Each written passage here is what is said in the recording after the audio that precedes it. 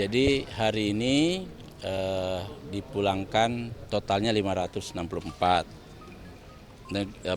Daerah paling banyak adalah Sumatera Utara sebanyak 133, Jawa Barat sebanyak 75, kemudian Bangka Belitung ada 68, kemudian Jakarta 51 orang, Sulawesi Utara 39 orang, Kalimantan Barat 27 orang, Riau 22 orang, Jawa Timur 22 orang, Kepri 20 orang, Jawa Tengah 15 orang, Aceh 11 orang, Banten 9 orang, Nusa Tenggara Barat 9 orang, Lampung 8 orang, Sumatera Barat 4 orang, Sulawesi Tengah 4 orang, Bengkulu 4 orang, Jambi 3 orang, Bali 3 orang, Yogyakarta 3 orang, Papua Barat 2 orang, Kalimantan Selatan 2 orang, Kepulauan Riau, Sumatera Barat, Kalimantan Timur, Bangka Belitung,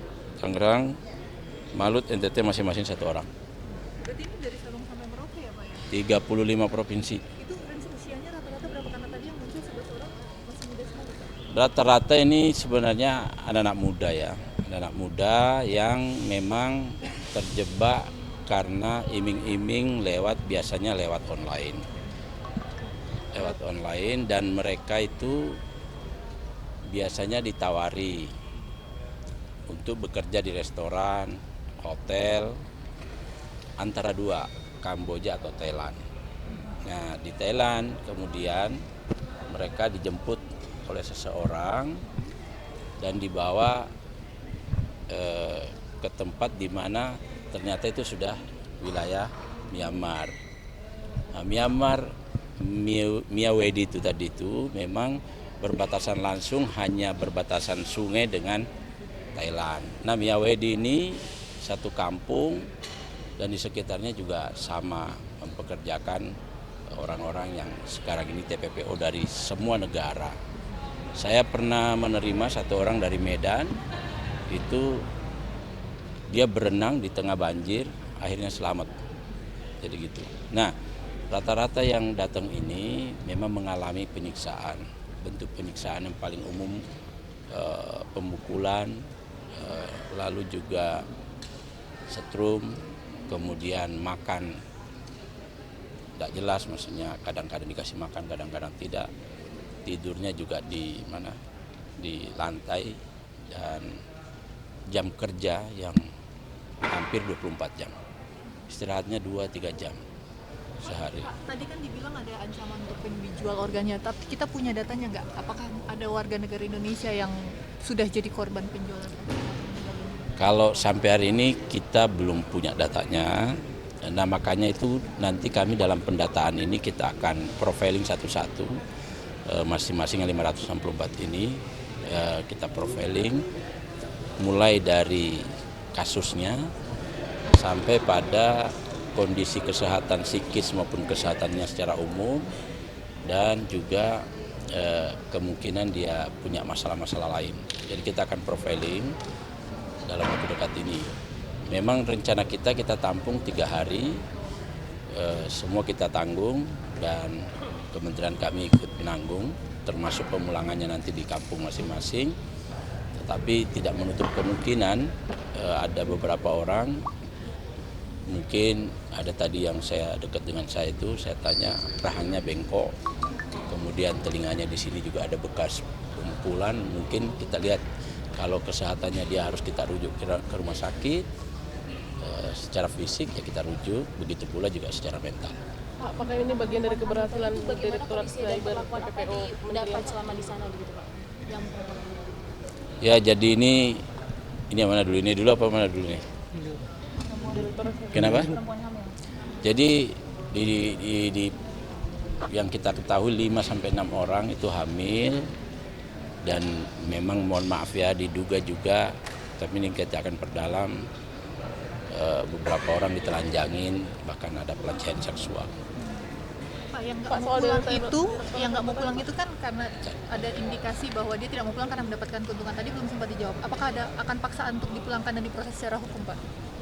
Ini kan problemnya nih daerahnya daerah konflik. Jadi Myanmar itu konflik, dikuasai oleh oposisi di Myanmar. Dan itu tidak mudah untuk kita masuk di sana. Jadi tergantung negosiasi Kementerian Luar Negeri bersama dengan Thailand, terutama kita banyak minta tolong sama Thailand sebenarnya, dan juga Myanmar. Nah, kita upayakan dipaksa, karena kan itu kan jadi korbannya adalah orang Indonesia, jadi korban penipuannya nanti. Karena yang mereka, pasar mereka, yang orang Indonesia itu ya Indonesia. Jadi penipuan lah, macam-macam lah jenisnya kan. Saya kira teman-teman sudah tahu. Itu sikap pemerintah Myanmar sendiri terhadap desa itu atau kelompok milisi ini gimana sih Pak? Myanmar itu nggak bisa berkutik. Perusahaan-perusahaan yang di sana diduga punyanya orang-orang Cina. Jadi kita kadang-kadang harus berdiplomasi dengan pemilik perusahaannya gitu. Oke, Pak, 3 hari screening itu nanti akan langsung dipulangkan ke daerah atau nanti ada tambahan hari lagi untuk akses? Tergantung. Secara umum kita targetkan 3 hari.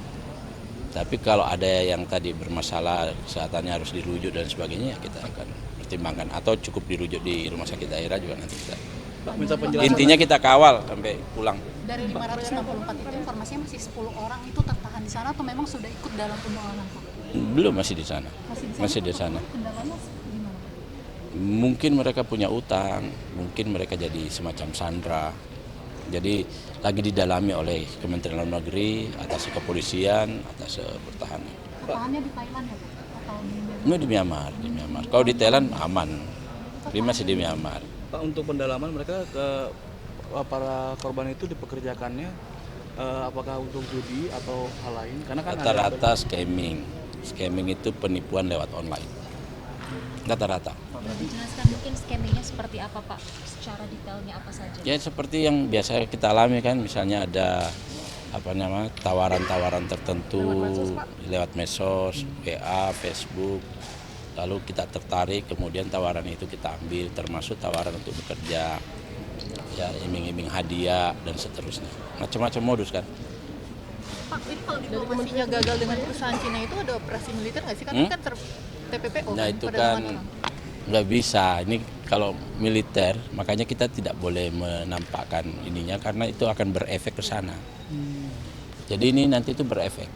Kalau kita bocor sampai ke sana dan kelihatan mereka terbuka di publik, maka di sananya akan disiksa yang lain di sana. Itu harus hati-hati. Makanya dulu saya waktu datangnya siapa, saya minta jangan terlalu banyak terbuka dulu. Berarti sejak awal pendaftaran mereka ketika rekrutan itu memang sudah legal ya Pak? Secara Ilegal.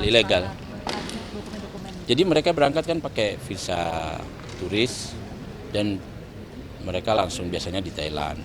Yang ke Kamboja pun juga ke Thailand. Jadi mereka ini karena pengaruh online ada yang mandu orang Indonesia. Kamu ke sini, kamu urus ini gitu-gitu. Dan mereka nggak lapor kita. Kondisi 500 orang itu yang dipulangkan sementara 400 bagaimana Pak? Apakah ada yang memang mengalami luka atau bagaimana? Iya. Tadi yang dekat saya saja itu nanti kan pasti kita dalami ya, tapi bukan luka, bekas-bekas. Ada yang rahanya tadi bengkok. Geser-geser. Maaf. Pak, ada kompensasi jangka panjang nggak untuk 500 orang itu? Ya kita akan melakukan reintegrasi sosial ya. Reintegrasi sosial, habis itu dari profiling itu nanti kita lihat treatment apa per orang ini yang bisa kita lakukan. Apakah pendampingan usaha, apakah dia bekerjakan di mana dan sebagainya. Pak, untuk yang 564 ini dokumen mereka sudah berhasil didapatkan atau memang tertahan di sana, Pak? Dokumen kita belum tahu. Ya, maksudnya nanti akan kita cek semua satu persatu. Itu nanti di 3 hari. Ya. Itu di Kemenlu kalau itu. Informasinya dari ratusan itu ada yang disekat dan sampai disiksa. Itu proses penyelambatannya gimana, Pak? Jadi kan mereka ini bekerja. Jadi dia bekerja. Misalnya dia bekerja depan komputer untuk ditarget misalnya kamu harus sehari sekian orang atau sekian nominal uang yang harus kamu dapat. Kalau dia nggak tercapai dihajar. Dan itu satu itu modusnya. Yang kedua dia bekerja full, nggak kenal malam kerja. Kalau dia tidak bekerja sedikit tidur dihajar. Ya gitulah. Proses penyelamatannya gimana, Pak? Kan katanya ada yang nyampe minta tebusan. Ya kalau proses penyelamatannya tanya kepada teman-teman Kemenlo ya. Tapi intinya kalau yang pernah saya wawancarai rata-rata mereka minta tebusan. Berarti bukan Nah yang sedih itu kan yang main sebagai calonnya itu orang Indonesia sendiri. Makanya tadi disepakati bahwa kita duga ada ini pemain-pemain yang terlibat di antara 564 orang.